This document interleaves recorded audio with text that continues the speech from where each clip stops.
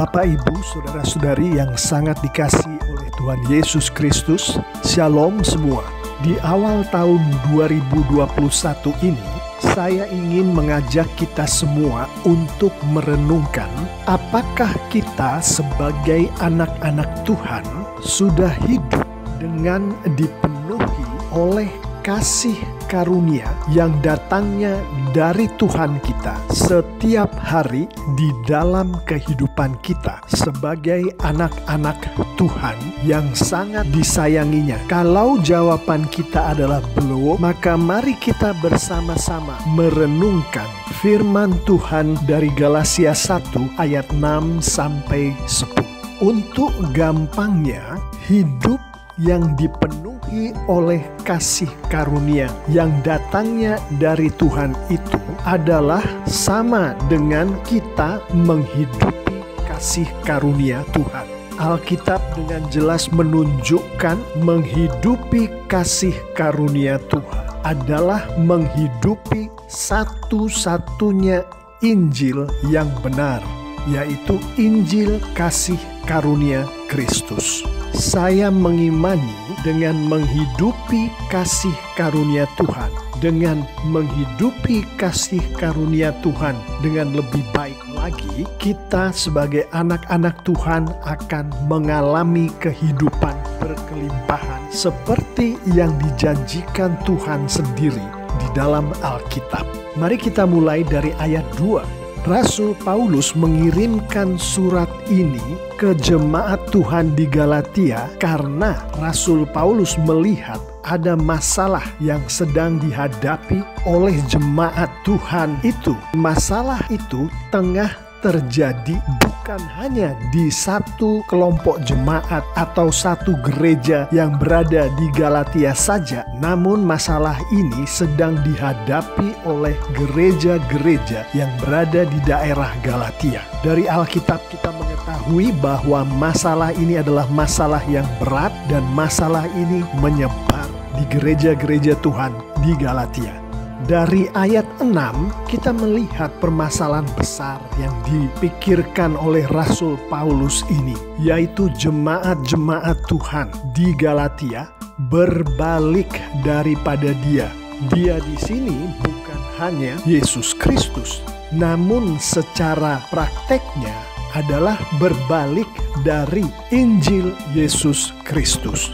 Pengertian seorang anak Tuhan akan Injil Kristus, yaitu Injil yang benar, mempengaruhi hubungan atau relationship anak Tuhan itu dengan Tuhan dan sesama anak Tuhan. Mempengaruhi cara anak Tuhan itu melihat jati dirinya sendiri. Mempengaruhi pilihan hidup anak Tuhan itu. Mempengaruhi moralitasnya, mempengaruhi cara anak Tuhan itu hidup sebagai pengikut-pengikut Yesus, sebagai anak-anak Tuhan. Dari ayat 4 kita mengetahui Injil Kristus, Injil yang benar itu seperti apa yang ditinggalkan oleh jemaat-jemaat di Galatia itu. Tuhan Yesus Kristus yang telah menyerahkan dirinya karena dosa-dosa kita untuk melepaskan kita dari dunia jahat yang sekarang ini menurut kehendak Allah dan Bapa kita. Itulah salah satu inti dari Injil Kristus yang adalah Injil kasih karunia Kristus yang ditinggalkan oleh jemaat-jemaat Tuhan di Galatia itu. Salah satu elemen penting dari Injil kasih karunia Kristus ini adalah proses yang dibicarakan di ayat 4, yaitu proses keselamatan adalah atas kehendak Allah, atas kasih dan karunia yang datangnya dari Allah, bukan oleh manusia, bukan dari manusia. Namun di ayat 7, Rasul Paulus menunjukkan kepada jemaat-jemaat Tuhan di Galatia akan Injil yang bukan Injil Kristus, yang bukan Injil kasih karunia Kristus. Dari konteks Alkitab kita mengetahui bahwa yang sedang marak terjadi di gereja-gereja di Galatia adalah ada orang-orang yang mengajarkan Injil yang isinya adalah kasih karunia Kristus dan hal-hal lain yang harus dilakukan oleh manusia untuk melengkapi kasih karunia Kristus. Di dalam konteks nas ini kita mengetahui yang dimaksud dengan hal-hal lain ini termasuk hukum Taurat dan tradisi-tradisi yang ada di dalam atau di sekitar hukum Taurat ini.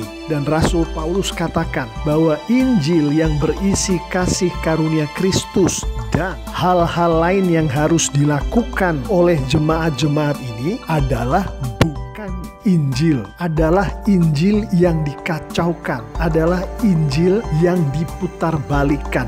Injil Kristus yang benar adalah Injil yang berdasarkan kasih karunia Kristus, di mana Jesus Savior, di mana Yesuslah yang menyelamatkan. Sementara Injil yang dikacaukan dan diputarbalikkan ini adalah Injil berdasarkan kasih karunia Kristus. Tapi jemaat-jemaat ini masih harus melakukan hal-hal lain. Karena ada hal-hal lain yang dilakukan oleh manusia. Maka dikatakan ini adalah Injil yang my performance savior. Artinya Injil di mana keselamatan diperoleh dengan manusia melakukan sesuatu. Atas Injil yang semacam ini, Paulus mengingatkan, berhati-hatilah. Injil ini adalah Injil palsu. Injil ini adalah Injil yang tidak menyelamatkan. Pertanyaannya sekarang adalah, apakah kita sebagai anak-anak Tuhan hari ini sedang menghidupi Injil yang Jesus Savior atau Injil yang my performance savior? Injil yang berdasarkan kasih karunia Kristus atau Injil yang berdasarkan kasih karunia Kristus ditambah hal-hal lain yang harus dilakukan oleh manusia? Saya akan mengajak kita semua untuk merenungkan perumpamaan anak yang hilang di Lukas 15 ayat 11 sampai 32. Di perumpamaan ini ada 3 pelaku utama, si kakak, si adik, dan si ayah. Kita tahu bahwa si kakak selalu hidup benar, sementara si adik yang memfoya-foyakan uang warisannya adalah orang yang hidupnya tidak benar. Si ayah yang adalah ayah dari si kakak dan si adik adalah orang yang memberikan kasih karunia terhadap kedua anaknya itu. My performance savior, yaitu ketika si kakak mengatakan kepada si ayah, kelakuan aku adalah kelakuan yang baik. Jelas-jelasan kelakuan aku lebih baik daripada kelakuan adikku. Aku adalah anak yang soleh. Itulah sebabnya aku berhak untuk memperoleh apa yang ada padamu, ayah. Di dalam konteks keselamatan, jika si ayah ini adalah yang memberikan keselamatan, si kakak ini berkata kepada si ayah, ayah, aku adalah anak yang soleh. Perbuatan-perbuatanku adalah perbuatan yang baik. Berilah aku keselamatan, berilah aku berkat, berilah aku kehidupan yang berlimpah, karena aku adalah anak yang berkelakuan baik. Kita lihat si adik. Saya akan rubah sedikit skenarionya untuk menjelaskan poin yang ingin saya sampaikan. Sekiranya si adik yang kelakuannya, yang performance-nya tidak baik ini pulang ke rumah ayahnya dan berkata kepada si ayah, ayah, aku anak yang berkelakuan tidak baik. Aku tahu aku harus memperbaiki kelakuanku itu. Dengan memperbaiki kelakuanku yang tidak baik itu, aku menjadi anak yang baik, yang soleh. Saya tahu bukan itu yang terjadi di Lukas 15. Yang ingin saya sampaikan di sini adalah apa yang dilakukan si kakak dan apa yang dilakukan si adik di dalam skenario ini adalah my performance savior. Adalah apa yang aku lakukan menyelamatkan aku, membuat aku diberkati, membuat aku memiliki kehidupan yang berkelimpahan. Si kakak dan si adik di dalam skenario yang barusan saya sampaikan tadi, mereka menghidupi Injil yang bukan Injil kasih karunia Kristus. Mari kita lihat apa yang terjadi di Lukas 15 ayat 11-32 terhadap si adik. Si adik datang menemui si ayah. Dia mengakui kesalahan-kesalahannya.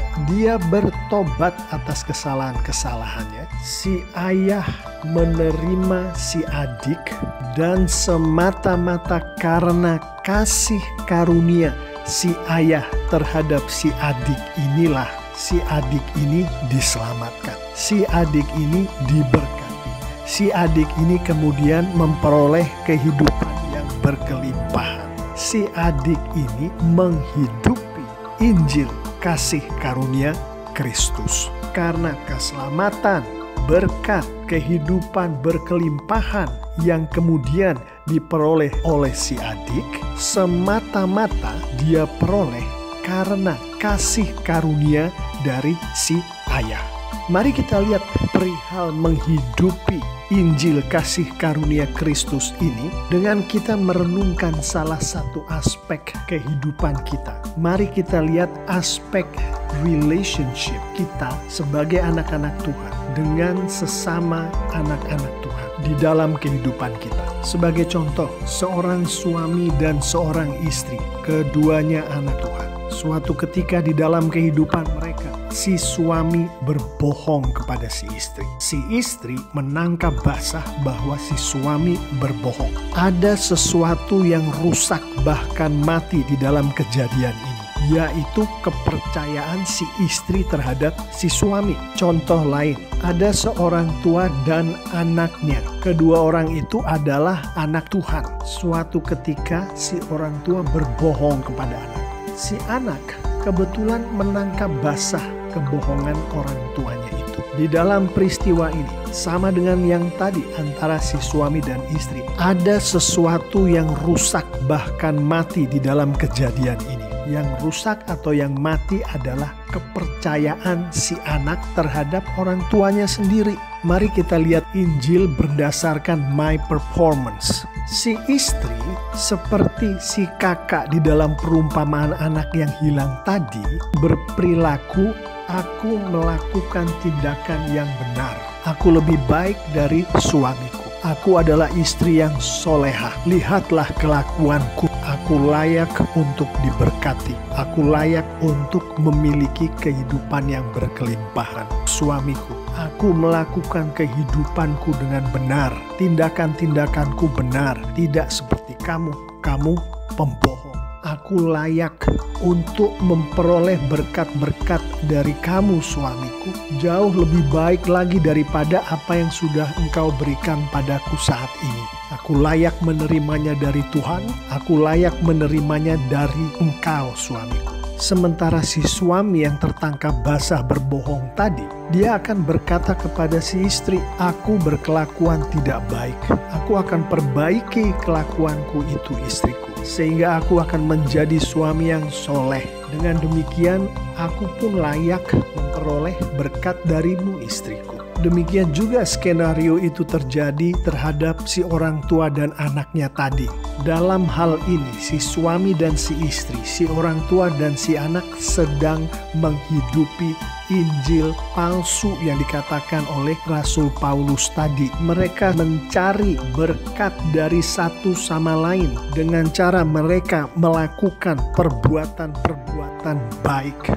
Bisakah kepercayaan yang sudah rusak atau mati tadi dihidupkan, diperbaiki dengan cara orang-orang yang bersangkutan menghidupi Injil palsu yang berdasarkan perbuatan baik ini? Alkitab menunjukkan bahwa kepercayaan itu tidak bisa diselamatkan, tidak bisa diperbaiki, tidak bisa dibangkitkan kembali dari kematiannya dengan cara seperti ini. Lalu Pak Pendeta, bagaimanakah cara yang dikatakan Rasul Paulus menghidupi Injil kasih karunia Kristus itu? Pertama, si istri akan berdoa kepada Tuhan. Kemudian si istri akan mencari kehadiran Tuhan di dalam kehidupannya sebagaimana ada di firman Tuhan. Sehingga dengan berdoa kepada Tuhan dan berada di hadirat Tuhan, maka hal-hal baik yang terjadi di dalam kehidupan si istri ini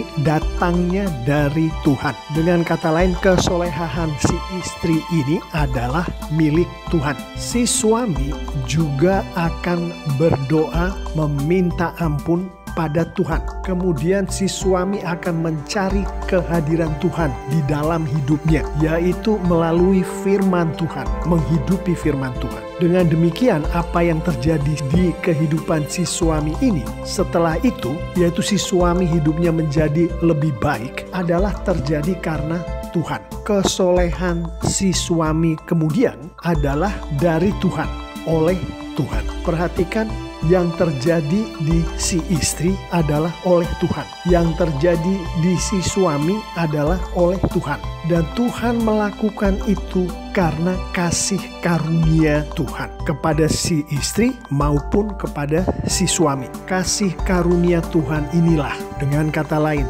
Tuhanlah yang akan memperbaiki, yang akan menyelamatkan, yang akan menghidupkan kembali rasa percaya antara suami dan istri.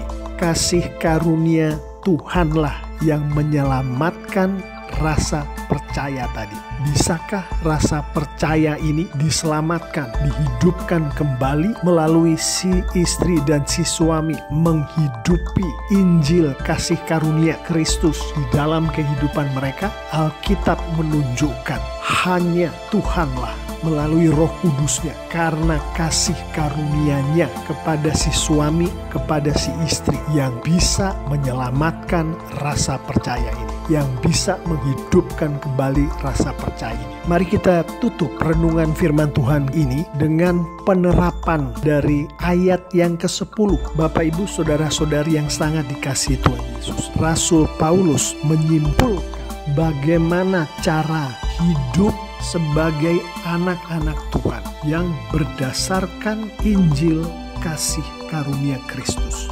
yaitu dengan selalulah mencari kesukaan Tuhan. Jadi kita mau menghidupi Injil kasih karunia Kristus, Bapak, Ibu, Saudara-saudari yang sangat dikasihi Tuhan Yesus, carilah kesukaan Tuhan, lakukanlah kesukaan Tuhan. Dari mana kita tahu kesukaan Tuhan? Berdoalah dan bacalah dan mengertilah dan hidupilah firman Tuhan. Dengan berdoa, membaca, mengerti, menghidupi firman Tuhan setiap hari secara konsisten atas urapan dari Roh Kudus, maka keselamatan, maka berkat, maka hidup berkelimpahan yang dijanjikan oleh Tuhan kita di dalam Alkitab akan menjadi kehidupan kita sebagai anak-anak Tuhan. Begitulah Tuhan kita dipermuliakan. Amin.